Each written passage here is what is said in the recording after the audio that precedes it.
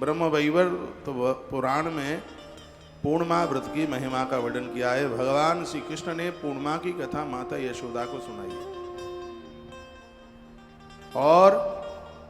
और सबसे ज्यादा विस्तार नारद पुराण में पूर्णिमा व्रत का है, जहाँ भगवान श्री कृष्ण माता यशोदा का अद्भुत संवाद है। यहाँ पूर्णिमा की कथा सुनाई गई है। क्या क्या यशोदा मैया ने पूछा, जाइए। तब भगवान श्री कृष्ण ने उस कथा को सुनाया, वही अब हम और आप यहाँ से चर्चा कर रहे हैं। 23 तारीख को पूर्णमासी चल करके आ रही है, यही 23 तारीख और बुध पूर्णिमा है। महात्मा बुध को भगवान का साक्षात्कार हो गया, साक्षात भगवतीय दर्शन हो गए। इतनी बड़ी महिमा उस पूर्णमासी को ही, पूर्णिमा के ही दिन उन्हें भगवत साक्षात्कार हुआ। पूर्णिमा के ही दिन भगवान व्यास धरती पर चल के आए और पूर्णिमा के दिन ही बजरंगबली हनुमंत लाल जी महाराज धरती पर आके प्रकट हुए। पूर्णिमा के दिन मेरे गुरुजी भी पूर्णिमा के दिन धरती पर आए हैं, कार्तिक पूर्णिमा। तो जो भी ये पूर्णिमा है वो पूर्णिमा अपने आप में बड़ी अद्भुत है। गुरु नानक देव भगवान भी पूर्णिमा को ही धरती पर चल करके आए। पूर्णमासी की बड़ी विशेषता है और जो पूर्णिमा का व्रत करता है उसके जीवन में सगरे कार्य पूर्ण ही हो जाते हैं। ऐसे आनंद की पूर्णिमा, और ये कथा हम आपको इसलिए सुना रहे हैं कि ये इस कथा को सुनकर के आप भी पूर्णमासी का व्रत करें। जो कुंवारी बेटियां कन्याएं पूर्णिमा का व्रत करती हैं उन्हें अच्छे घर और वर की प्राप्ति होती है। विवाह के तत्पश्चात हर नारी को, वैसे तो 32 पूर्णिमा की बात कही गई है, 32 नहीं कर पाते हैं तो 12 पूर्णिमा जरूर कीजिए। वैसे तो 32 कीजिए। विवाह के तत्पश्चात आप ससुराल में पहुंचे हैं तो अपने इस व्रत को मत छोड़िए। 32 पूर्णिमा उसकी महिमा में आपको बताऊंगा, निवेदन करूंगा। इससे नारी की मांग का सिंदूर छिन्न भिन्न नहीं हो सकता। पूर्णिमा के व्रत से स्पष्ट वर्णन है कि संतान की प्राप्ति और अटल सौभाग्य दोनों चीजें मिलती हैं। संतान भी मिलती है और मांग के सिंदूर की उम्र भी बढ़ती है। गर्भ में संतान समाप्त नहीं होती।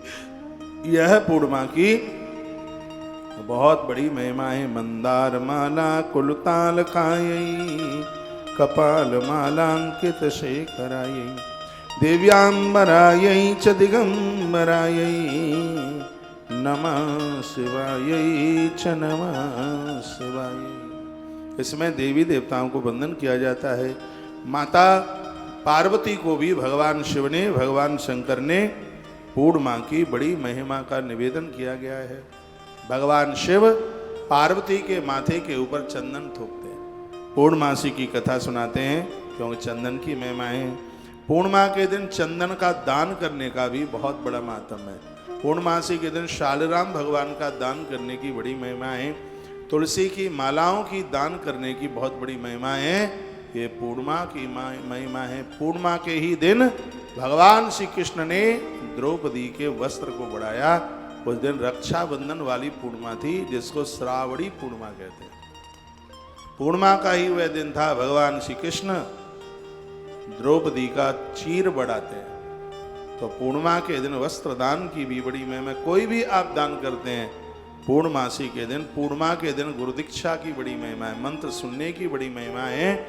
बच्चों का स्कूल में प्रवेश कराने का बहुत बड़ा मुहूर्त है, बहुत बड़ी महिमा है।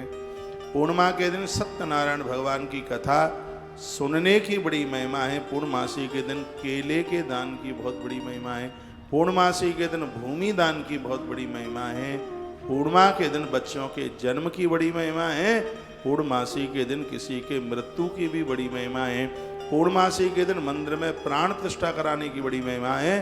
पूर्णिमा के दिन मंदिर में घंटा दान कराने की बहुत बड़ी महिमा है। ये पूर्णिमा जिंदगी में सब कुछ पूर्ण कर देती है। पूर्णिमा के दिन रास पंचाध्यायी की कथा सुनने की बहुत बड़ी महिमा है। पूर्णमासी के दिन मोती पहनने की बहुत बड़ी महिमा है। पूर्णिमा का दिन, पूर्णमासी के दिन नदियों के पूजन की बहुत बड़ी महिमा है। पूर्णिमा के दिन नदियों को, सरताओं को चुनरी उड़ाने की बहुत बड़ी महिमा है। पूर्णमासी के दिन बच्चों का संबंध करने की बड़ी महिमा है। ऐसा कोई काम नहीं है, ऐसा कोई मुहूर्त नहीं है जो पूर्णिमा के दिन स्वतंत्र ना हो, खुला है। पूर्णिमा इतनी अद्भुत है, हर प्रकार से शुभ कार्यों में पूर्णिमा को बहुत विशेष रूप से लिया गया है।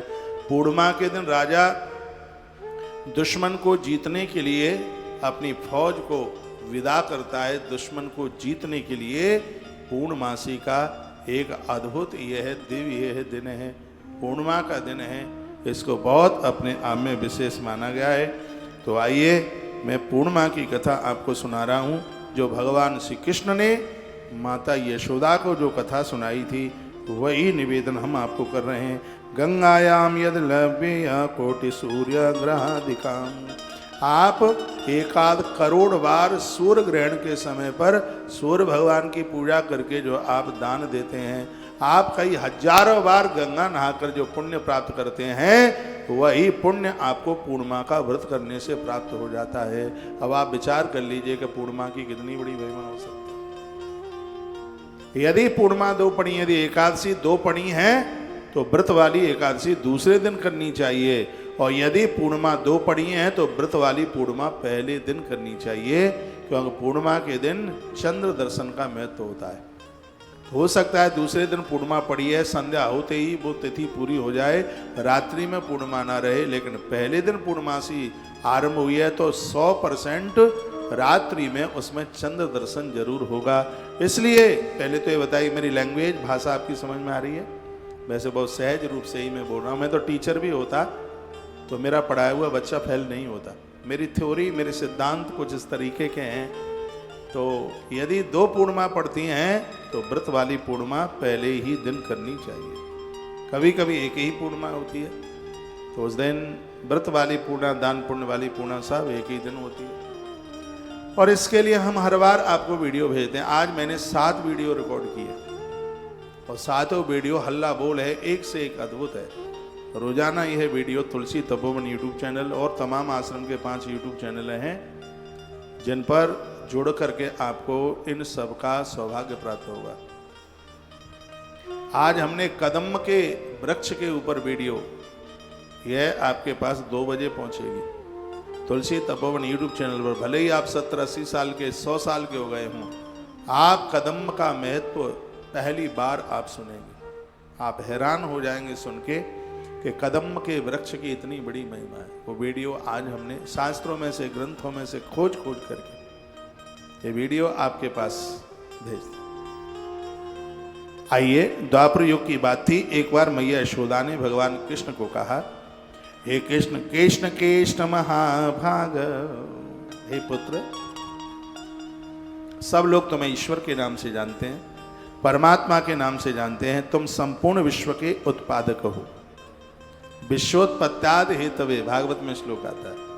मैया कहती है तुमसे ही विश्व का जन्म होता है, तुमसे ही पालन और तुमसे ही उद्धार होता है। मैया यशोदा अपने पुत्र कृष्ण को कहने लगी, मुझे कोई एक ऐसा व्रत बता दो जो सभी मनोरथों को पूरा कर देने वाला हो, जैसे एक ही व्रत के करने से संपूर्ण मनोरथ पूरे हो जाएं। ऐसा कोई व्रत आप हमें बता दीजिए। यशोदा मैया ने अपने पुत्र कृष्ण को ये बात कही। तो भगवान श्री कृष्ण कहते हैं कि हे माता, हे मैया, तुम ज्योति सर्वदेवानां तेजसां तेज उत्तम। जिस परमात्मा में संपूर्ण तेज छिपे हुए हैं, सब ज्योति उसके अंदर समाहित है, इस धरती को हे मैया वही ईश्वर चला रहा है, वही परमात्मा चला रहा है। और वो कौन है? जो संसार के कण कण में जिसकी व्यापकता है, इसलिए उसका नाम नारायण है। भगवान कहते हैं उसका नाम हे माता नारायण है, और उसी नारायण से संबंधित एक व्रत है। उस व्रत की महिमा हे माँ मैं तुमसे कहने के लिए जा रहा हूँ। सौभाग्य की प्राप्ति के लिए मैं तुम्हें एक व्रत बताने के लिए जा रहा हूँ। हे मैया, उस व्रत का नाम है पूर्णिमा व्रत। तिथियों में इसको गिनती में 15 में लिया जाता है, अमावस्या को 30 में लिया जाता है। जैसे पड़वा को 1 में लिया जाता है, पंचमी को 5 में लिया जाता है, एकादशी को 11 में लिया जाता है, अमावस्या को 30 में लिया जाता है और पूर्णिमा को 15 में लिया जाता है। तिथियों में पूर्णिमा की गिनती 15 में आती है। तो भगवान कहते हैं कि इस 32 पूर्णिमाओं का व्रत कर लेना चाहिए। इसके करने से संपत्ति एवं सौभाग्य की प्राप्ति हो जाती है, वृद्धि हो जाती है। जिस नारी ने 32 पूर्णिमा कर ली हैं, भगवान कृष्ण की दृष्टि में वो नारी बहुत दिव्य है, बहुत विशेष है। भगवान कहते हैं इससे सौभाग्य की वृद्धि होती है। मस्तिष्क का सिंदूर शाश्वत होता है, पति की लंबी उम्र होती है। यशोदा जी ने पूछा मैया ने कि इस व्रत को मृत्यु लोक में किसने किया था, ये बताओ। जिस व्रत की तुम चर्चा कर रहे हो इस मृत्यु लोक में यह व्रत है, वो किसने किया था, ये आप बता दें तो आपकी बहुत बड़ी कृपा होगी। हम बड़ी श्रद्धा के साथ आपको पूछ रहे हैं। सर्वसिद्धि प्रदे देवी मंगलम कुरु मे सदा। हे माता, जिस व्रत के लिए मैं तुम्हें बोलने के लिए जा रहा हूं, यह व्रत अमंगलों का नाश करता है और जीवन को यह मंगल कारक बना देता है। इसको आप सुन लीजिएगा। नदियों के किनारे इस कथा को सुनने से इसका महत्व बढ़ जाता है। कौन कौन सी नदियां हो, कौन कौन सी नदियों के किनारे, कृष्णा नदी हो, नर्मदा नदी हो, यमुना नदी हो, यमुना के किनारे पर इसकी बहुत बड़ी महिमा है। सप्त नदियों में से कोई भी नदियां हो, कृष्णा च तुंगभद्रा च सर्वास्नार्थ आगता। सभी नदियों में देवता स्नान करने के लिए आते हैं। नदियां बहुत महत्वपूर्ण हैं, इसलिए नदी के किनारे पर कोई भी आप अनुष्ठान करते हैं, नदी के किनारे पर कोई भी आप व्रत करते हैं, कोई भी आप कथा सुनते हैं, संपूर्ण रूप से वो फलदायी हो जाती है। कोई भी नदी है तो नदी के किनारे पर है मैया, बहुत बड़ी महिमा है इसकी, बहुत बड़ी महिमा है। और आनंद की बात यह है कि जो भी तुम मांगोगे भगवान से इस व्रत को करने से वही मिल जाएगा। लोकानाम तुष्ट करती च मुक्तदा च सदा निनम। यदि किसी को मुक्ति चाहिए तो उसे मुक्ति भी मिल जाएगी। वांछितम देहि मे नित्यम दुर्गम च विनाशय। और इतना ही नहीं, दुर्गति का नाश हो जाता है, दुर्गुणों का नाश हो जाता है। मैं कहना चाहूँगा जिसके घर में पति या पुत्र अपने रास्ते से भटक गए हैं, उस परिवार को संभालने के लिए उस घर की नारी वर्ग को 32 पूर्णिमा का व्रत करना ही चाहिए। भगवान श्री कृष्ण की बड़ी अद्भुत वाणी है। ये वो कृष्ण कथा सुना रहे हैं मैया को जिस कृष्ण ने गीता अर्जुन को सुनाई। जिसकी गीता इतनी अद्भुत है तो उसके द्वारा बताई गई पूर्णिमा की कथा कितनी अद्भुत होगी। और इतना ही नहीं, भगवान श्री कृष्ण ने धर्मराज युधिष्ठिर को 26 एकादशियों की कथा और सुनाई। ये भगवान गोविंद की वाणी है, भगवान श्री कृष्ण की जो अद्भुत वाणी है, और उसी को मैं आपके बीच में परोस रहा हूँ। और मुझे विश्वास है इस कथा को सुन करके आप बहुत आनंदोत्मग्न होंगे। एक बार जयकारा लगाइए, बोल भक्त वत्सल भगवान की जय हो, श्री हनुमंत बलवंत महाराज की जय हो, आज के आनंद की जय हो। भगवान कृष्ण ने कहा कि मैया, धरती पर एक कातिका नाम की नगरी में एक राजा था जिसका नाम था चंद्रहास नाम का राजा था, राज्य करता था। उसके राज्य में सभी प्रजा बहुत ज़्यादा प्रसन्न थी। राजा वही है जो राजा अपनी प्रजा को अपनी पुत्र, अपनी संतान की तरह समझे। नहीं तो प्रभु राम कहते हैं, लक्ष्मण, जो प्रजा को दुखित रखता है ऐसा राजा अवश्यमेव नरक का अधिकारी होता है। जो राजा अपनी प्रजा को पुत्रवत नहीं समझ पाता, लक्ष्मण को राम कहते हैं, वो राजा अवश्यमेव वो नरक का अधिकारी होता है। तो भगवान श्री कृष्ण कहते हैं कि वो राजा सभी प्रजा को अपनी संतानवत रखता था। उसी नगर में एक धनेश्वर नाम का ब्राह्मण रहता था, बड़ा भगवान का परम भक्त था। इस ब्राह्मण का नाम था धनेश्वर। उसकी पत्नी बहुत सुंदर थी, रूपवती थी, बहुत ही सुशीला थी। उस ब्राह्मण को कोई संतान न रहने की वजह से वह ब्राह्मण बहुत ज़्यादा दुखी रहता था, बहुत परेशान रहता था कि मेरे कोई संतान नहीं है, बस इसी में बहुत ज़्यादा परेशान होता था। एक बार उस नगर में एक तपस्वी महात्मा आ गए, और जहाँ साधु आएगा वहाँ अद्भुत होगा, विशेष होगा। जिसके घर में आवे, मोहल्ले में आवे, परिवार में आवे, संत का आगमन हमेशा शुभ ही शुभ होता है। ये धरती पर ऐसे बहुत परिवार हुए हैं जिनको औलाद नहीं थी, संतों के आगमन से उनके घर में संतानें हुई हैं। इसलिए कहा गया है, संत दरस जेमी पातक डरे। महापुरुषों के दर्शन मात्र से पाप जल जाता है। होना चाहिए संत, जिसके संस्कारों का कभी अंत नहीं होता उसी को संत कहते हैं। जिसकी साधना में अनंतता है, अनंत दृष्टि है जिनकी, वही तो संत है। मेरे गुरुजी 4 पंक्तियां बड़ी सुंदर कहते हैं, प्रेम हमारी साधना है, प्रेम हमारा पंथ है, और जो भरा है प्रेम से बस वही हमारा संत है। मनुष्यों की बात छोड़िए, विषैले जीव जंतु भी महात्माओं से प्रेम करते हैं, गुरुजनों से प्रेम करते हैं। जीव जंतु भी उनका टेंशन नहीं करते। कथा भागवत जी में आती है कि महात्मा करदम जिस स्थान पर तपस्या करते हैं, सैकड़ों सांप बिच्छू कांतर उनकी देह से लपटते हैं, उनके शरीर से लिपटे रहते हैं। मनु जी महाराज जब अपनी बेटी को विवाह के लिए वर खोजने के लिए गए थे तो देख करके हैरान हो गए। साधु किसी का बुरा करता नहीं है तो प्रकृति कभी भी साधु को किसी भी प्रकार का कोई नुकसान नहीं पहुंचाती। संत वह है जिसने क्रोध को जीत लिया, काम को जीत लिया, लोभ को जीत लिया। अरे साधु तो ऐसा जीवन जिए कम से कम उसके पास बैठने पर ये पता तो लग जाए कि दुनिया के लोगों में और इनमें ये अंतर है। तो मैं देख करके और फिर दुनियादारी ही नजर आवे तो फिर काय के संत हो। पता तो लगे कि हम में और इनमें ये अंतर है। हम इसके बिना नहीं रह सकते, ये सबके बिना रह सकते हैं। जैसे कोई भी भोग की जरूरत नहीं है, संसार में वो तृप्त हैं, दुनियादारी से जो तृप्त है वही तो साधु है। मनन करता हुआ जीवन जीता है, चिंतन करता हुआ जिंदगी जीता है, उसके जीवन में चिंताएं होती ही नहीं है, वो तो चिंतन से भरा हुआ होता है। आप ग्रस्त में भी रह रहे होंगे तो भी आप संत है। जो साधना के साथ जुड़ा है वो साधु है, वह मनन करता है, शोध करता है, शोध संधान करता है, मनीषी है। ऐसे महापुरुषों की शरण में जो पहुंचता है उसका कल्याण होता है। तो भगवान श्री कृष्ण कहते हैं, माता उस नगर में उस ब्राह्मण के घर एक दिन एक साधु का आगमन हो गया। महात्मा जी उस ब्राह्मण के घर में आए। उन ब्राह्मण को कोई संतान तो थी नहीं, दुखी रहते थे। तपस्वी महात्माओं का आना हुआ।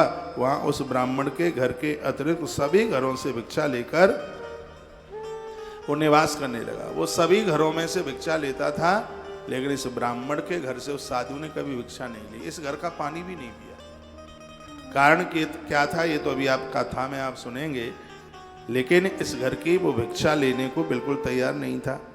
इन सब बातों की जानकारी धनेश्वर नाम के ब्राह्मण को मिली। कहा कि सबके यहाँ से भिक्षा लेता है, लेकिन मेरे घर की भिक्षा नहीं लेता।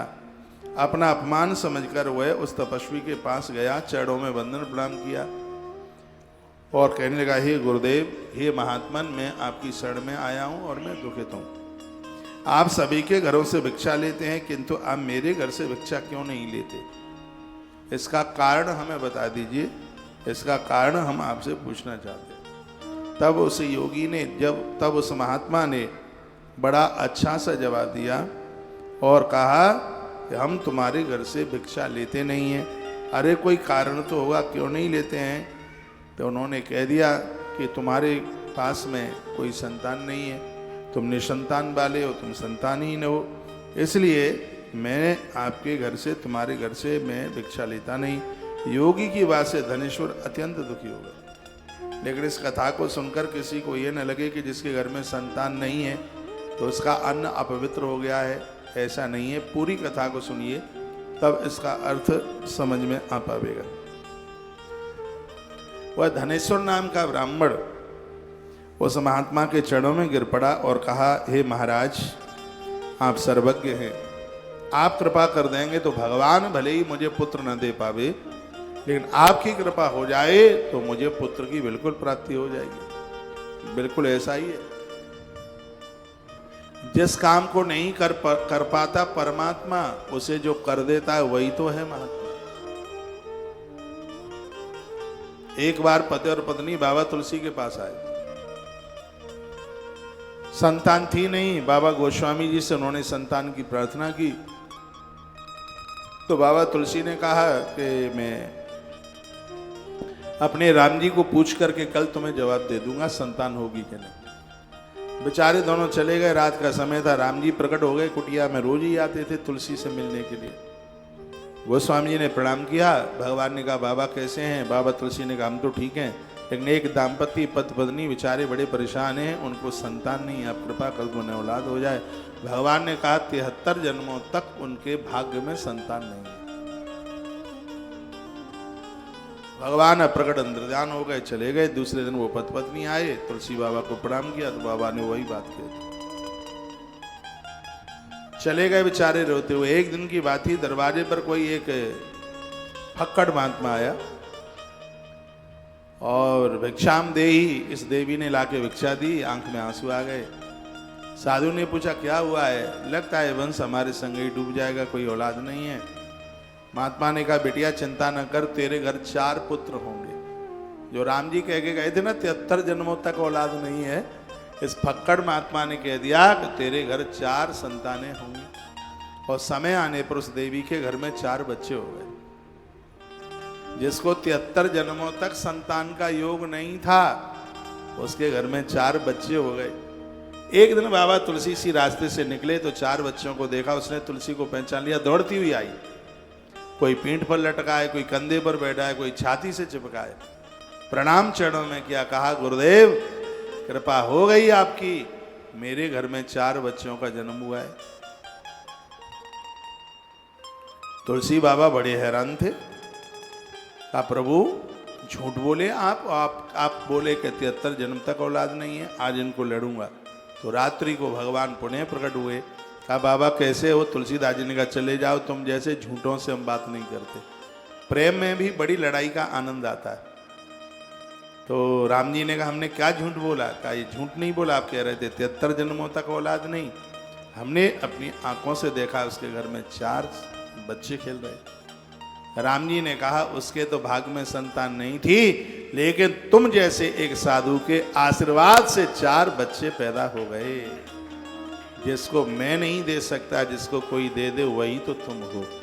तुम होने का मतलब यानी वही संत है, वही महापुरुष है। इसको सीधी भाषा में समझ लें, जैसे मैं आपसे कुछ पैसा मांग लूं, आप मुझे एक 50,000 रुपये का चेक काट के दे दें।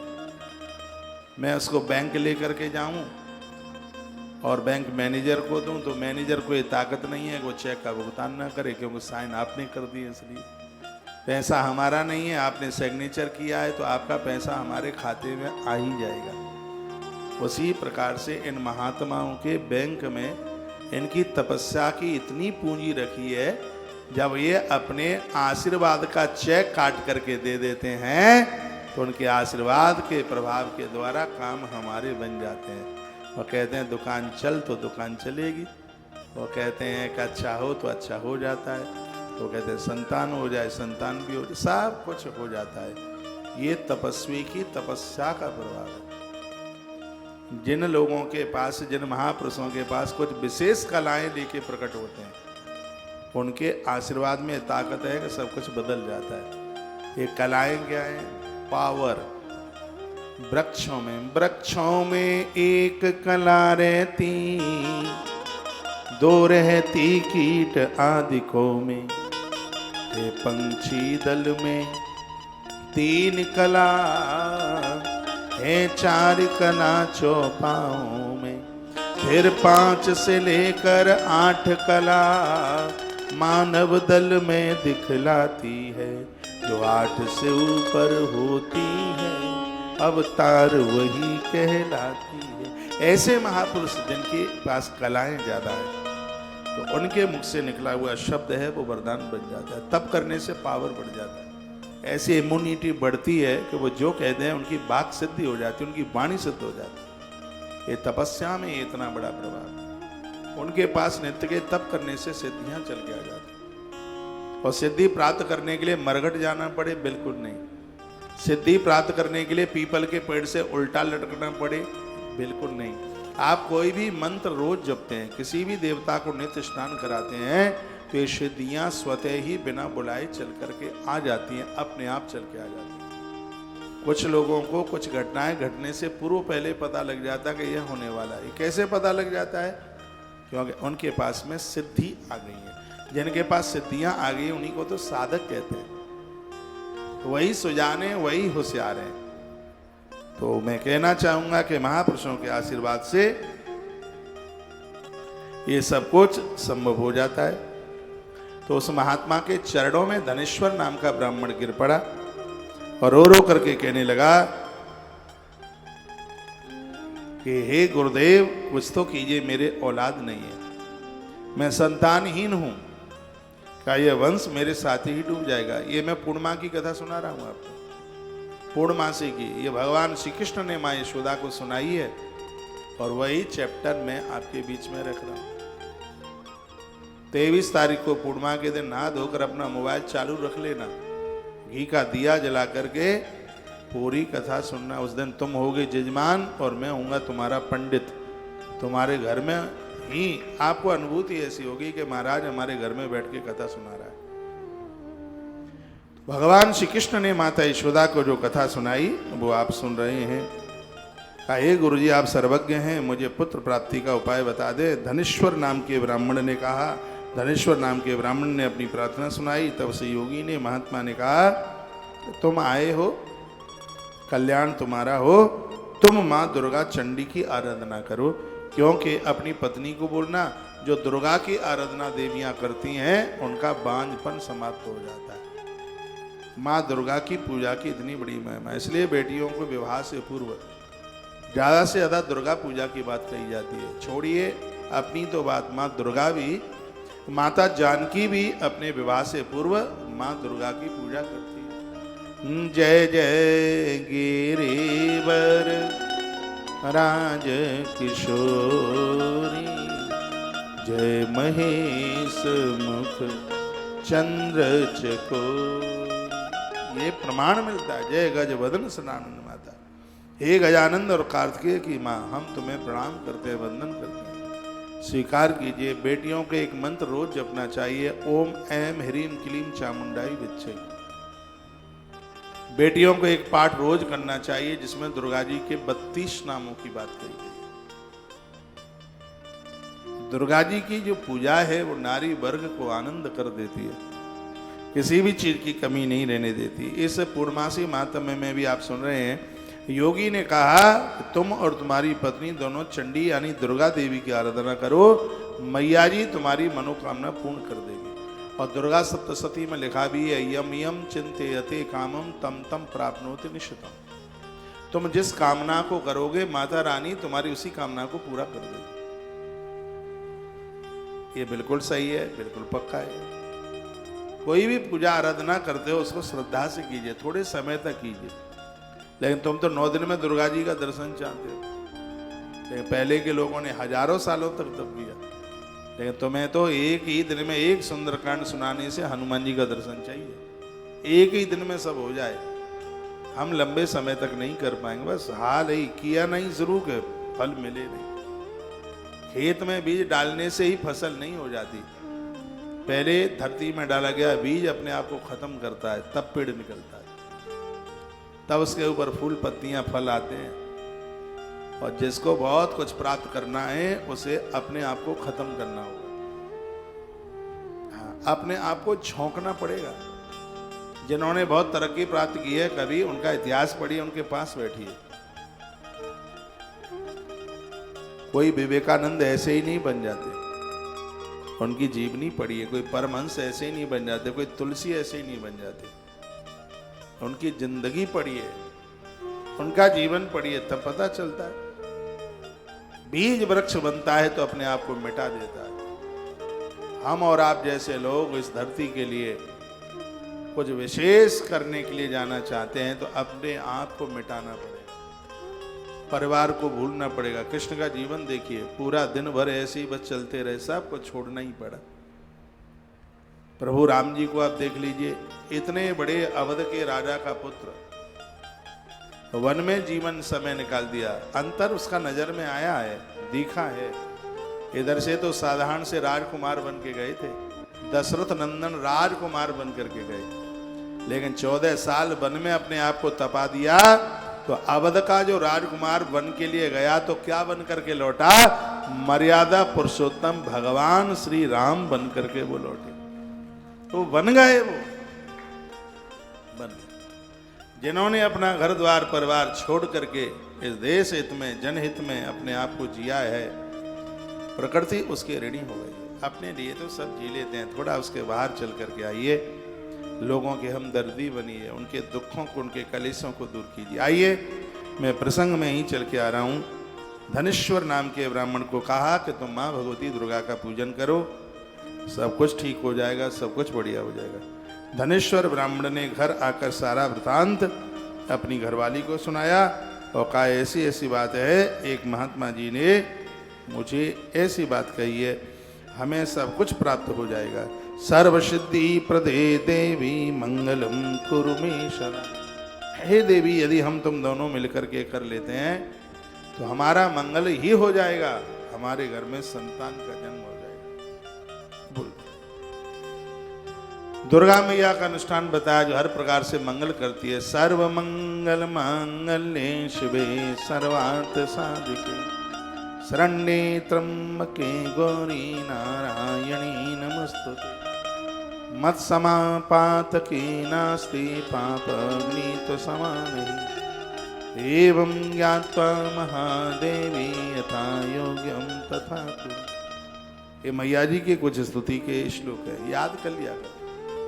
हिसाब भाई खाते का खूब लगा लेते हो, अखबार खूब पढ़ लेते हो, मोबाइल में और भी बहुत कुछ देख लेते हो, पढ़ लेते हो, समझ लेते हो, अध्यात्म बनिए। श्लोक याद कीजिए, स्तुतियाँ याद कीजिए। बहुतों को तो ओम जय जगदीश हरे आरती भी कंप्लीट याद नहीं आती, याद नहीं होती। अरे आरती छोड़िए, उन्हें हनुमान चालीसा पाठ नहीं हो पाता, याद नहीं हो पाता। अपने आप को थोड़ा सा बदलिए और अध्यात्म से जोड़िए। अध्यात्म जिंदगी जीने में बहुत आनंद है। दिक्कत परेशानियां भी आएंगी, हवा के झंकोरे की तरह निकल जाएंगे, उससे आम मुरझाएंगे नहीं। पांडवों के ऊपर बड़ा कलेश आया, लेकिन पांडवों को कलेश हिला नहीं पाया, क्योंकि पांडवों ने अध्यात्म जीवन जिया।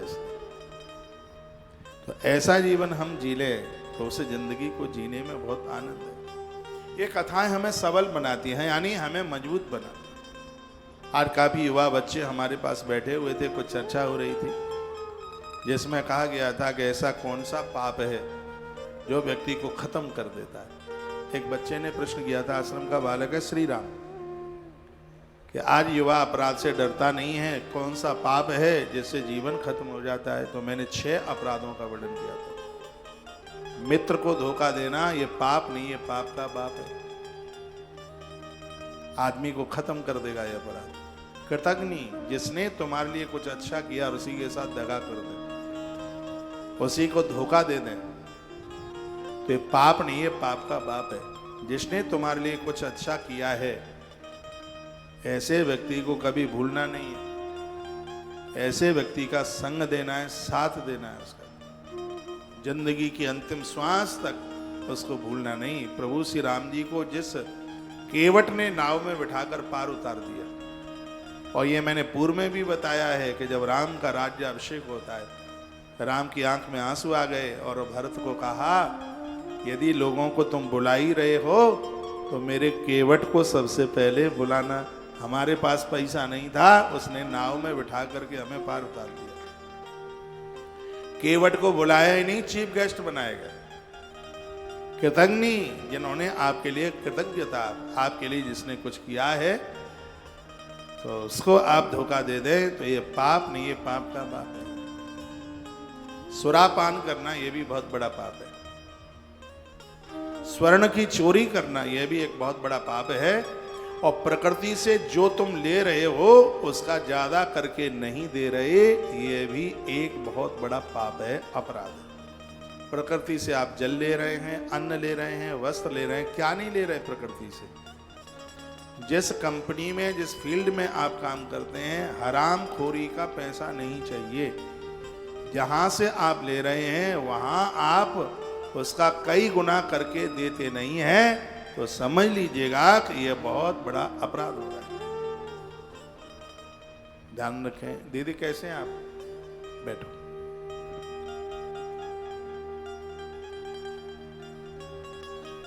बोलिए बांके बिहारी लाल की, श्री हनुमान जी महाराज की जय। जय श्री राधे श्याम।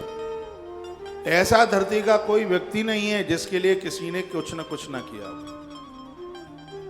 कोई नहीं है ऐसा किसी ने। आज हम यहाँ बैठे हैं, हमें यहाँ पहुँचाने में बहुत लोग मददगार हुए। आप जहाँ पर खड़े हैं आपको वहाँ तक पहुँचाने में बहुत लोगों ने आपकी मदद की है। वो आपका भाई भी हो सकता है, आपका चाचा भी हो सकता है, आपका बड़ा पापा भी हो सकता है, आपके सास ससुर भी हो सकते हैं, आपके मम्मी पापा भी हो सकते हैं, आपके मित्र बांधव भी हो सकते हैं। आप जहाँ तक पहुँचे हैं यहाँ तक आपको पहुँचाने में बहुतों ने मदद की है। और उनको तुम भूल जाए, उनको तुम धोखा दे दें तो ये पाप नहीं, ये पाप का बाप है। इन अपराधों से भयभीत रहिए। मैं आपको पूर्णिमा की कथा की तरफ लेके आ रहा हूं। इसमें पूर्णमासी की कथा में जो अद्भुत बातें वर्णित की गई है, धनेश्वर ने घर आकर पूरी बात अपनी पत्नी को बताई। कुछ ऐसी बातें हैं जो घरवाली को जरूर बताइए। आप तीर्थ यात्रा जाते हैं, दान पुण्य आपने किया, पूजा पाठ आपने किया है, किसी का आपने सेव किया, मदद की, या शरीर में कोई रोग बढ़ गया है, ये घरवाली को जरूर बताइए, ये पत्नी को जरूर बताइए। दुश्मन बढ़े हैं, पत्नी को बताइए। बीमारी बढ़ गई है, पत्नी को बताइए। और घाटा बढ़ गया है तो भी पत्नी को बताइए। किसी का ऋण है और आपसे ऋण मुक्ति हो नहीं पा रही है, ये घरवाली को जरूर बताइए। वह उसका समाधान ही नहीं करेगी, आपकी बॉडी में, शरीर में संचार भर देगी, आपको एक ताकत दे देगी। वो इतनी भली है, इतनी सीधी है, अपने पिता को बोलेगी, भाई को बोलेगी, कहीं न कहीं से वह आपकी मददगार बनेगी। इसलिए वो आपकी सहयोगिनी है। मुझसे सैकड़ों नाम नारी के आते हैं, उसमें एक नाम है सहयोगिनी, जो कि पति का, पुत्रों का हमेशा सहयोग करती है। सहयोगिनी पत्नी की संचरी है, सहचरी है वह अपने पति की। तो उसको आप यह बताइए। राजा हरिश्चंद्र एक संकल्प करके आ गए, उसमें सब राजपाट सब चला गया। उन्होंने वह अपनी पत्नी को बताया। पत्नी ने कहा आप चिंता क्यों करते हैं, देवी भागवत में कथा थी। तारा आंख में आंसू थे, कहा आप रोइए मत, आपकी परछाई आपका संग छोड़ सकती है लेकिन आपका तारा आपका संग नहीं छोड़ेगी। इसका दूसरा नाम था सैब्या। और पति के उस संकल्प को पूरा करने के लिए इस नारी ने अपने पुत्र को बेच दिया, अपने आप का विक्रय कर दिया। एक ब्राह्मण के घर में उसने चाकरी करी और पति के संकल्प में उसने पूर्ति। आप जानते हैं मां दुर्गा प्रकट हुई थी शमशान घाट में, जिस समय बच्चा सांप ने डस लिया था। रोहित, लंबी कथा है, पूरा व्याख्यान नहीं कर पाऊंगा। जब वो लेकर के अपनी गोद में लेकर के पहुंची तो बच्चे को ढकने के लिए कफन चाहिए था। तो उसने अपना साड़ी का छोर फाड़ करके बच्चे को उस कपड़े में उसने लिपेटा। और उस समय शमशान घाट पर हरिश्चंद्र नौकरी कर रहे थे, जिसमें वो कुछ कपड़ा लेते हैं, कुछ भुना हुआ चना लेते हैं। तारा पहुंची, हरिश्चंद्र ने रोक दिया, कहा कौन है तू, मैं अंतिम संस्कार नहीं होने दूंगा। यहां अंतिम संस्कार उसका होता है जो मेरे मालिक के लिए सत्तू देता है, चना देता है और कपड़े का टुकड़ा देता है। तो उस समय उस सैब्या ने एक बात कही थी, मैं तुम्हारी पत्नी हूं, तारा सैब्या हूं मैं, आप मेरे पति हैं, आपके पुत्र की मृत्यु हो गई है। रोहित की सांप ने इसको डस लिया। आंख में आंसू थे, हरिश्चंद्र की श्वास ऊपर चढ़ गई, आंख में आंसू आ गए। उन्होंने कहा तारा, धरती पर जो लोग आए हैं उनको एक न एक दिन तो मरना ही पड़ा है। जिसने अपने धर्म को नहीं छोड़ा, ऐसे लोग मरने के बाद भी जिंदे रहते हैं। तू मेरी पत्नी बाद में है, ये पुत्र मेरा बाद में है, मेरा धर्म मेरे लिए पहले है। मेरा धर्म कहता है कि तुझसे बिना लिए बच्चे की अर्थी में आग नहीं लगने दूंगा, तो नहीं लगने दूंगा। हरिश्चंद्र बोले, इतनी बड़ी विपत्ति में कितनी बड़ी बात उन्होंने कही। माइक खोलिए। विश्वामित्र जी अपनी लीला कर रहे थे और उन्होंने उस समय जो उसका मालिक था, शमशान का मालिक था, उसको कहा कि तुम्हारे क्षेत्र में एक डायन आ गई है और अपने उस हरिया को बोलो कि वो तलवार लेकर उसके टुकड़े टुकड़े कर दे। और जब वो आया, वो व्यक्ति तो उसने हरिश्चंद्र को कहा कि काली पट्टी आंख से बांध करके इस डाहिन की गले के ऊपर तुझे आघात करना होगा। आंख में पट्टी बांध दी गई और जैसे ही हरिश्चंद्र प्रहार करने को तैयार हुए, मां दुर्गा भगवती सभी देवताओं के सहित उसी जगह पर प्रकट हो गई। काशी की घटना थी। तालियां तो अब बजाना ही मत। पीछे से भगवान नारायण ने तलवार पकड़ ली, मां अष्टभुजा रूप से वहां प्रकट हुई थी। बात तो बड़ी लंबी है, मैं यही इतना सा ही कह पाऊंगा कि हे देवी, तूने अपने पति के लिए अपना जीवन जिया है, तू मेरी बेटी है, मैं तेरे ऊपर इतनी प्रसन्न हूं। जो मेरा जगराता कराएगा, कालिका पुराण में आता है, जो मेरा जगराता कराएगा उसमें तारा देवी की कथा जरूर सुनी जाएगी, तब ही मुझे प्रसन्नता मिलेगी। एक नारी अपने पति का संग देती है, उस नारी के लिए इससे बड़ा और कौन सा धर्म हो सकता है। 100 बार लड़ाई हो जावे, बोलचाल बंद मत कीजिए। मैंने बहुत बार बोला है, जो आपको पति से मिलेगा वो आपको कहीं से नहीं मिलेगा। टीवी पर ये भंडारे की तस्वीरें आप देख रहे हैं, द्वादशी भंडारा टेलीविजन पर आज की अभी की इसी समय की ये तस्वीरें हैं। और आज की कथा को हमने द्वादशी भंडारे के साथ ही उसको आरंभ किया है। आज की पूरी कथा सुनने के लायक जो लोग पीछे से भी जुड़े हैं चैनल से, कथा के बाद में भी एक बार इस पूरी कथा को आप सुन लीजिएगा। यूट्यूब चैनल पर टीवी पर जुड़ने वाले लोगों को आपके मैसेज मैं पढ़ लेता हूँ, आप बड़े अच्छे अच्छे मैसेज भेज रहे हैं और मुझे विश्वास है कि यहाँ से कही गई कथा जरूर आपकी समझ में आ रही होगी। धनेश्वर ने अपनी पत्नी को पूरा वृत्तांत सुनाया। स्वयं तप के लिए वो वन के लिए चले गए। वन में उपवास पूर्वक उन्होंने माँ दुर्गा की आराधना की। बियाबान जंगल में माँ भगवती का मंदिर था। 15 दिन पूरे हो गए थे। 15 दिन पूरे हुए, 16वें दिन माँ भगवती ने शुपन दे दिया, धनेश्वर तुम्हें पुत्र होगा, परंतु 16 वर्ष की आयु में ही उसकी मृत्यु हो जाएगी। ऐसा माने का यदि तुम पत्नी के सहित 32 पूर्णिमाओं का व्रत करोगे तो तुम्हारा बच्चा दीर्घायु वाला हो जाएगा। ये शब्द स्वयं माँ दुर्गा के। माँ दुर्गा ने कहा कि बेटा तो होगा, लेकिन बेटे की उम्र अल्प होगी, बहुत कम होगी।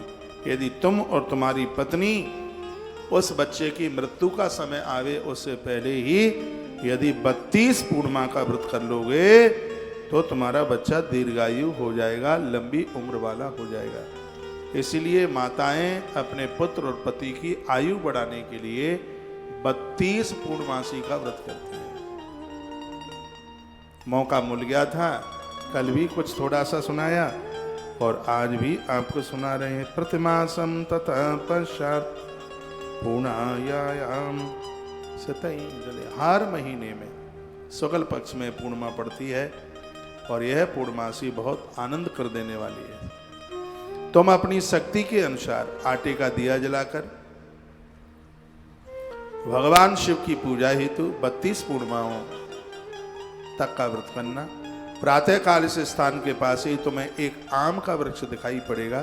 तुम उस पर चढ़कर एक फल तोड़ लेना और शीघ्र ही अपने घर को चले जाना। अपनी पत्नी से कहना कि वह उस फल को ऋतु स्नान के पश्चात उसे खा ले।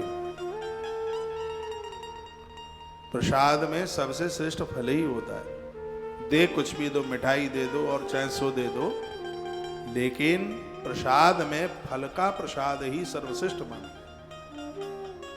और नारी की संतान के लिए तो यह बड़ा विशेष है फल। कहा ऐसा करने से भगवान प्रसन्न होंगे और तुम्हारी पत्नी गर्भवती हो जाएगी उस फल के खाने से। इतना कहकर मां देवी अंतर्ध्यान हो गई। प्रातःकाल उठने पर ब्राह्मण ने निकट में ही एक आम का पेड़ देखा। उस पेड़ में आम के अत्यंत सुंदर फल लगे हुए थे। ब्राह्मण ने उस वृक्ष पर चढ़ने का प्रयास किया, परंतु वह सफल नहीं हो सका। अंत में वह गणेश जी की स्तुति करने लगा और उन्होंने गणेश जी को प्रार्थना करी। गजाननम भूत गणाधिसेवितम कपित्थ जम्बू फल चारु भक्षणम उमासुतम शोक विनाशकारकम नमामि विघ्नेश्वर पाद पंकजम। भगवान गणेश की स्तुति करी, हे विघ्न विनाशक आप मुझ में इतनी शक्ति दो कि मैं अपना मनोरथ सिद्ध कर सकूं। गणेश जी की कृपा से वह पेड़ पर चढ़ गया। उसने उस वृक्ष पर एक सुंदर फल देखा और उसी ही वरदानी समझ करके उस फल को उसने तोड़ लिया। घर लौटकर उसने अपनी पत्नी को वह फल खिलाया। फल खाने के परिणाम स्वरूप ही उसकी धनेश्वर की पत्नी वो ब्राह्मणी गर्भवती हो गई। उसके गर्भ में संतान चल के आ गई और समय आने पर उस नारी ने बड़े सुंदर से पुत्र को, संतान को जन्म दिया। और मैं तो वैसे भी कहता हूं, जब गर्भ में संतान हो तो ऊट पटांग मत खाया करो। चाउमीन खाती हो है, ढोसला, क्या ढोकला कहते हैं, ढोकला खाते हैं और पता नहीं क्या क्या, मुझसे तो नाम भी नहीं आते, वो खाते हैं, क्या बोलेंगे उसको, बहुत चीज़ें ऐसी। और ऐसे टेढ़े मेढ़े, अब टेढ़ा समोसा खाओगे और सीधा बच्चा चाहोगे तो कैसे होगा। ये खान पान का बड़ा असर होता है। गर्भ में संतान हो तो उसमें फलों की बड़ी महिमा है। ऐसे बहुत फल हैं, उसमें एक तो आम खाइए। गर्भिणी नारी के लिए बहुत ज़्यादा वह विशेष, हर चीज़ एक मात्रा में होनी चाहिए। अब आप ये कहें कि बेटा बहुत ही ज़्यादा तंदुरुस्त, आज मैंने कुछ ऐसी वीडियो डाली है, हर चीज़ की एक लिमिट, एक मात्रा। गर्भिणी नारी को दूध बहुत फायदा करता है। कच्चे दूध में थोड़ी मिश्री डाल करके लिया जावे तो होने वाली संतान के लिए बहुत ज़्यादा लाभप्रद है। गर्भिणी नारी के लिए दूध में मुलेठी का तेल, 250 ग्राम दूध में 2 से 4 बूंदें मुलेठी के तेल की डालकर वो नारी ले लेती है। इससे बच्चा जकड़ नहीं सकता। कभी कभी ऐसा होता है कि बच्चे का वजन इतना कम होता है कि जन्म के बाद ही उसको आईसीयू में रखा जाता है। मैंने पहली बार ये वीडियो रिकॉर्ड कराई है और 4 बजे ये वीडियो तुलसी मंजरी यूट्यूब चैनल पर ओपन होगी। पहली बार ये वीडियो मैंने डाली है कि मैं ग्रंथ पढ़कर ये सब शोध कर रहा हूँ और निकाल करके ये बातें लोगों के पास तक पहुँचा रहा हूँ। कम वजन का बच्चा, उसको बचाना बड़ा मुश्किल हो जाता है। नारी के गर्भ में यदि बच्चा कहीं उल्टा पुल्टा भी हो गया है तो दूध के साथ में मुलेठी के तेल की कुछ बूंदें डालकर फेंट कर नारी को वो दूध पिलाया जावे। इससे बच्चा कम वजन का नहीं, जितना वजन होना चाहिए, स्वस्थ और तंदुरुस्त बच्चा पैदा होता है। ये वीडियो मैंने बड़े प्रमाण के साथ में आज रिकॉर्ड कराई है। आज मैंने सुबह 7 वीडियो रिकॉर्ड कराई है, उसमें एक वीडियो ये भी है जो आपके बहुत काम में आएगी। चंदन का पानी 24 क्या बोलते हैं उसको, सोना 24 क्या बोलते हैं उसको, हाँ कैरेट बोलते हैं ना, 24 कैरेट का सोना, उसकी कोई अंगूठी हो या कुछ और, उसको पानी में डला रहने दो। 4 महीने से लेकर के बच्चे का जन्म होता है तब तक उस सोने का पानी वो नारी पिए, बच्चा स्वस्थ होगा, गोरा होगा, किसी भी प्रकार की बीमारी नहीं होगी, तो बहुत अच्छा होगा। ये सब हमारे आयुर्वेद में सब बातें भरी पड़ी हैं, लेकिन मानेंगे थोड़े ही। वो तो चाउमीन खाएंगे, चाउमीन खाएंगे, वो तो चाउमीन खा करके बच्चे पैदा तो चाउमीन ही जैसे चाइनीज वाले होंगे। फिर तो मैं कोई व्यंग नहीं कस रहा हूँ। ये देश को पुणे छत्रपति शिवाजी की आवश्यकता है, महाराणा प्रताप की आवश्यकता फिर है, महात्मा चाणक्य की जरूरत है। ये देश को, इस धरती को एक बार फिर आवश्यकता है व्यास की, मीराबाई की भी जरूरत है, तो दुर्गावती और लक्ष्मीबाई की भी आवश्यकता। इस देश को गीदड़ नहीं, इस देश को सिंह चाहिए, शेर चाहिए। और याद रखना, उसके लिए अच्छी माँ का होना बहुत ज़्यादा जरूरी है। केसर हर जगह नहीं उगता, केसर के लिए कश्मीर चाहिए और अच्छी औलाद के लिए संस्कारी माँ चाहिए। नारी चाहेगी तभी सपूत जन्म ले पाएंगे, नहीं तो सा के ऊपर का लगेगा। फिर उसके लिए नारी का अच्छा होना, बढ़िया होना बहुत ज्यादा जरूरी है। तो फल खिलाया, नारी गर्भवती हुई, समय आने पर उसने अच्छे से बच्चे को जन्म दिया और उस बालक का नाम देवदास रखा गया। नाम भी कितना बढ़िया रखा गया है, नाम है देवदास। इतना बढ़िया नाम रखा गया। वह बालक शुक्ल पक्ष के चंद्रमा की तरह दिनों दिन बढ़ने लगा। देवी माँ की आज्ञा के अनुसार उसकी माता ने पुत्र की मंगल कामना के लिए 32 पूर्णिमा का व्रत करना आरंभ कर दिया। क्योंकि माँ ने कहा था ना कि बच्चे की अल्पायु है, उसका जीवन कम है, इसलिए 16 वर्ष आवे उससे पहले इसकी माँ 32 पूर्णिमा कर ले। तो उसके पति ने वो उसको बताया था, तो उसने वह व्रत आरंभ कर दिया। बहुत प्यारी कथा है, आनंद देने वाली कथा है। एक बार जयकारा लगाइयो बोल बांके बिहारी लाल की।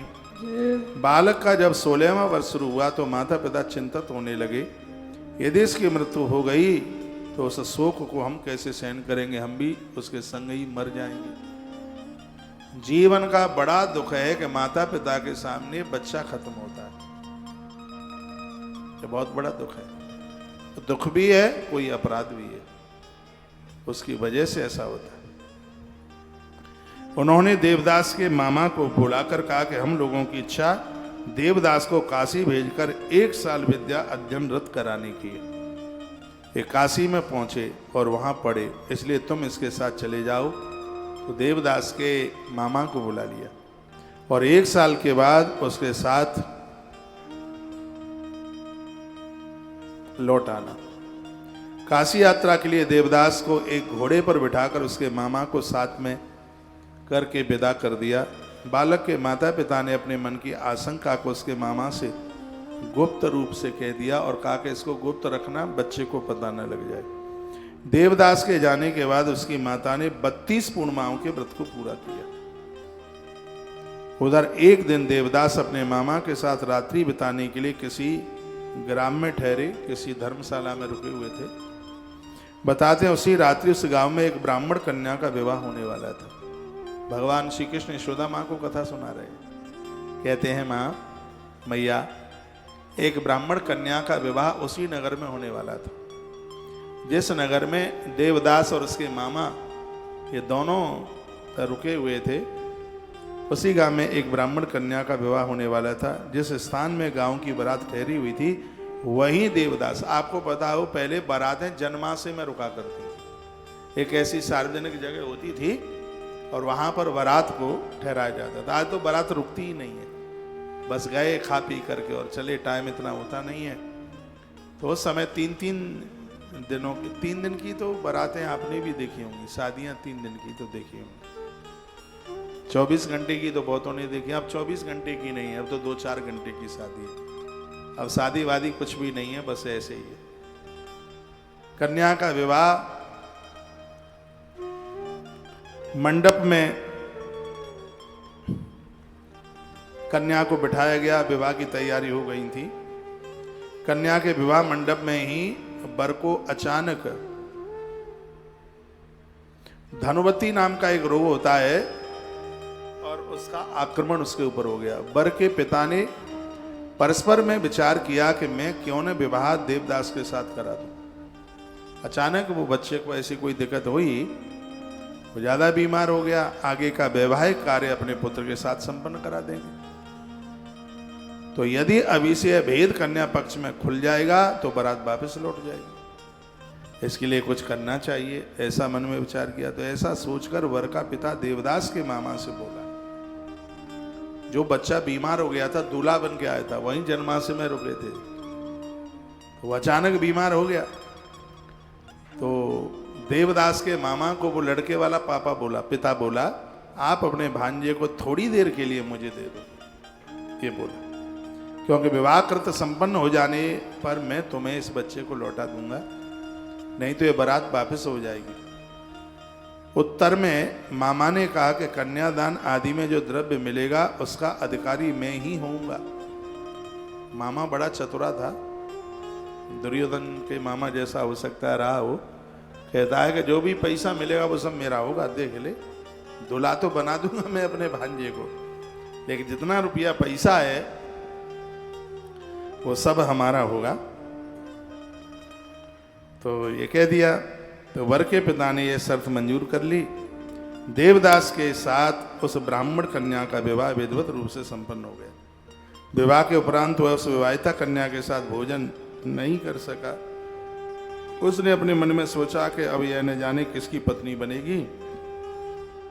तभी उसके नेत्रों में आंसू छलक आए। बधू ने उसकी उदासी का कारण पूछा तो उसने सारी बातें बता दी। देवदास ने झूठ बोलता नहीं था, सुनकर कन्या ने कहा, मैंने अग्नि के समक्ष आपको पति बनाया है, आपके अतिरिक्त अब मेरा कोई दूसरा पति हो ही नहीं सकता। ये उसने कहा। कथा बहुत प्यारी है। देवदास ने कहा, तुम ऐसी भूल ना करो, क्योंकि मेरी आयु बहुत अल्प है, थोड़ी है। मेरे न रहने पर फिर तुम्हारी क्या गति होगी। ज्योतिषियों ने कहा है कि मैं 16 ही वर्ष जिंदा रहूंगा। परंतु वह दृढ़ प्रतिज्ञा पूर्वक कन्या बोली, मुझे चिंता नहीं है, जो आपकी गति होगी वही मेरी गति होगी। हे स्वामी, आप उठकर भोजन कीजिए। और नवेली बधू अपने पति को बोली। कन्या की बात मानकर देवदास ने भोजन किया और रात भर उसी के कमरे में रहा।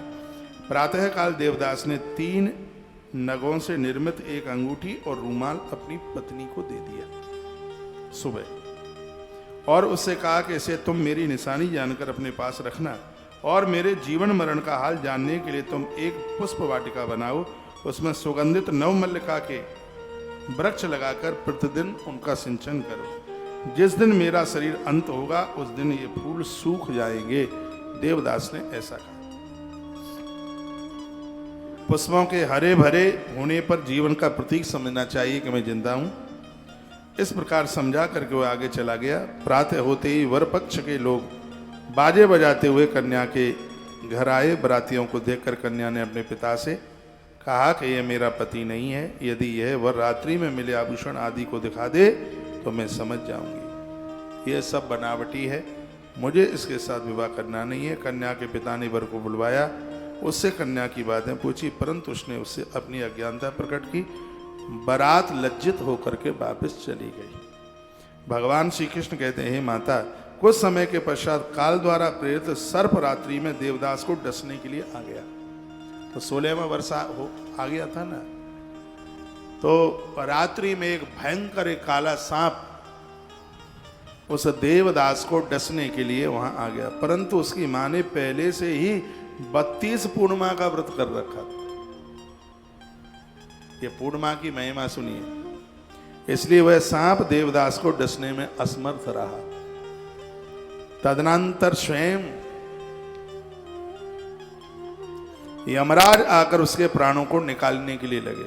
स्वयं यमराज आ गए और देवदास के प्राणों को खींचने लगे, जिसके फलस्वरूप देवदास मूर्छित होकर धरती पर गिर पड़ा। देव योग से उसी समय वहां पार्वती जी के साथ भगवान महादेव प्रकट हो गए। बोलिए शंकर भगवान की। स्वयं भगवान महादेव वहीं आके प्रकट हो गए। देवदास को मूर्छित अवस्था में देखकर पार्वती ने भगवान शंकर को कहा, ये महाराज, इसकी माता ने 32 पूर्णिमा का व्रत किया है, मालूम है आपको? और 32 पूर्णिमा व्रत की महिमा आपने मुझे सुनाई है। आपने हमें कहा है कि जो माता अपने बच्चों के लिए 32 पूर्णिमा का व्रत करेगी, यमराज को छोड़िए, उस बच्चे के प्राण शंकर भी नहीं ले सकता। ये बात आपने कही थी हमसे। बात आ रही है समझ में? बहुत आनंद हो रहा है। अतएव अब आप इसे प्राण दान दे दीजिए। पार्वती जी के अनुरोध पर भगवान शंकर ने उसे प्राण दान दे दिया, जिससे वह बालक स्वस्थ हो गया और यमराज लज्जित होकर यमलोक के लिए वापस चले गए।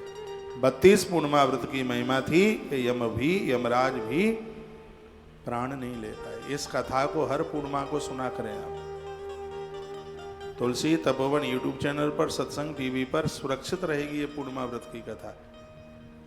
आप दिया जला करके भगवान नारायण के सम्मुख बैठ जाएं, शंकर पार्वती को सामने रखें, मोबाइल चलता रहेगा, हम कथा सुनाते रहेंगे और आप सुनते रहिएगा। पूरी पूजा विधि की एक वीडियो डाल देंगे।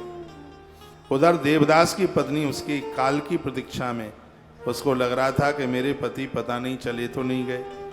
जब उसकी वाटिका के फूल मुरझा गए तो उसे महान अचंभा हुआ, किंतु थोड़ी देर के बाद वही पुष्प द्वारा से खिल उठे, द्वारा से, जिससे उसने पति के जीवित रहने का प्रमाण पा लिया। उसे लगा कि मेरे पतिदेव बिल्कुल जीवित हैं। देवदास की पत्नी ने अपने पिता से कहा, क्या कहा? पिताजी, मेरे पति जीवित हैं, आप उनकी खोज कराइए। 16वां वर्ष बीत जाने पर देवदास ने अपने मामा के साथ काशी छोड़कर घर जाने के लिए प्रस्थान करने के लिए कहा। देवदास के ससुर उसकी खोज में जाने ही वाले थे कि देवदास अपने मामा के साथ अचानक वहीं आ गया जिस सराय में विवाह के समय पर रात को रुकना हुआ था। तो वहीं वापसी हो गई। ससुर प्रसन्न पूर्वक उन दोनों को अपने घर लेके गया। वहां उपस्थित सभी नगरवासियों ने देवदास के साथ विवाह होने की बातों का समर्थन किया। देवदास को देखते ही कन्या ने उसे पहचान लिया और कुछ दिन बाद देवदास अपने मामा और पत्नी के साथ अपने घर को दहेज लेकर के वहां से प्रस्थान किए। ग्रामवासियों ने देवदास के आने की खबर पाकर बड़ी खुशी जताई। थोड़ी देर में ही देवदास के माता पिता वहां आ गए। देवदास और उसकी पत्नी ने आकर अपने माता पिता को, सास ससुर को प्रणाम किया। माता पिता ने पुत्र वधू को हृदय से लगा लिया। आंख में आंसू भर आए। भगवान शंकर की कृपा का एहसास किया। आनंद की बात यह है कि 32 पूर्णिमा का व्रत हरि और हर दोनों को प्रसन्न करता है। हरि प्रसन्न होते हैं तो धन की कमी नहीं आने देते, और हर प्रसन्न होते हैं तो मौत को नहीं बिगड़ने देते। यह इन दोनों देवताओं की बहुत बड़ी कृपा है। पूर्णिमा की यह कथा संपूर्ण देवताओं को प्रसन्न कर देती है। धनेश्वर ने बहुत बड़ा उत्सव किया और ब्राह्मणों को खूब दान दिया, दक्षिणा दी, उन्हें संतुष्ट किया। बच्चों के निमित्त वर्ष में कुछ न कुछ करते रहा करो। बच्चों का तुलादान, आज हमने तुलादान पर भी एक वीडियो बना करके भेजी है, सुन लीजिए। तुलादान से आयुष बढ़ता है, उम्र बढ़ती है, बहुत आनंद होता है। आप अपने लिए तो करते ही हैं, बच्चों के लिए, बेटियों के लिए, दामाद के लिए, जामाता के लिए क्या आप करें। नारी अपने बेटे के लिए 32 करती है पूर्णिमा, तो एक सास अपने दामाद के लिए भी 32 पूर्णिमा करती है। एक नानी अपनी बिटिया की, बेटे के लिए, संतान के लिए 32 पूर्णिमा करती है। इस 32 पूर्णिमा की बहुत बड़ी महिमा है। आप 32 पूर्णिमा का व्रत जिसके लिए समर्पित कर दोगे वही सुरक्षित हो जाएगा। सुरक्षित। ये 32 पूर्णिमा एक कवच का काम करता है। संसार की जितनी भी नारियां हैं, देवियां हैं, उन्हें यह व्रत करना चाहिए। देवियां अपने पति के लिए भी 32 पूर्णिमा करती हैं। ये 32 पूर्णिमा काल को परास्त करता है। यम पीछे मुड़ करके नहीं देखता। इतना बड़ा प्रभाव इन 32 पूर्णमासी का है। तो वर्णन किया भगवान श्री कृष्ण कहते हैं कि इस प्रकार 32 पूर्णिमा व्रत के प्रभाव से धनेश्वर ब्राह्मण पुत्रवान हो गया। जो लोग इस व्रत को करेंगे उनका सभी मनोरथ पूरा हो जाएगा। कृष्ण कहते हैं माँ, इसमें बिल्कुल किसी भी प्रकार का कोई संशय नहीं है। जो भी 32 पूर्णिमा को करेंगे उनके संपूर्ण प्रकार के उनके मनोरथ पूरे हो जाएंगे। बिना संगीत की कथा है, बोर तो नहीं हो रहे हैं। अब ऐसी कथाओं में कमर तो मटकेगी नहीं, कीर्तन तो होता नहीं है, कथा तो कथा है, कथा आप सुन रहे हैं। तो भगवान श्री कृष्ण कहते हैं मां, 32 पूर्णिमा व्रत के प्रभाव से धनेश्वर ब्राह्मण पुत्रवान हो गया। जो लोग इस व्रत को करेंगे उनकी सभी मनोकामनाएं पूरी हो जाएंगी। जीवन में, जिंदगी में किसी भी चीज की कमी नहीं रहेगी। आप धार्मिक बनिए, पारमार्थिक बनिए। जो स्त्रियां, देवियां इस व्रत का अनुष्ठान करती हैं वे कभी वैधव्यता को प्राप्त नहीं होती। जो 32 पूर्णिमा करती हैं उनकी मांग का सिंदूर कभी उड़ता नहीं। उसके पति की लंबी आयु होती है। इस जन्म में उन स्त्रियों को पति सुख मिलता है, पुत्र पौत्रादिकों का सुख मिलता है। विशेष करके जिन माताओं को औलाद नहीं है, संतान नहीं है, भगवान श्री कृष्ण कहते हैं हे माँ, उन्हें 32 पूर्णिमा का व्रत जरूर करना चाहिए। इस व्रत के प्रभाव से उनका पुत्र दीर्घायु एवं सौभाग्यशाली होता है। और एक और आनंद की बात है कि जिन देवियों को संतान नहीं है, भले ही उम्र उनकी 70 साल की हो गई है, 60 साल की हो गई है, तो आप कहोगे तो क्या 70 साल में बेटा हो जाएगा? हाँ, बेटा तो नहीं होगा 60 साल में। जो 32 पूर्णिमा का व्रत करेंगे, भगवान कृष्ण कहते हैं किसी न किसी रूप से मैं उस नारी का पुत्र बन करके पहुंच जाऊंगा। उनका अंतिम संस्कार मैं अपने हाथों से करूंगा, भले ही किसी भी रूप में चल करके आऊं। उस नारी को जरूर 32 पूर्णिमा का व्रत करना चाहिए जिसे संतान नहीं है। भगवान कृष्ण माता यशोदा को वायदा करते हैं उस नारी का पुत्र बनकर मैं पहुंचूंगा। उसके मृत्यु के समय पर हर कर्म मेरे द्वारा होगा। ये भगवान श्री कृष्ण का कहना है। ये बड़ी अद्भुत बात है। इसलिए कहा कि जिन देवियों को संतान नहीं है उन्हें तो यह व्रत अवश्य में वही करना चाहिए।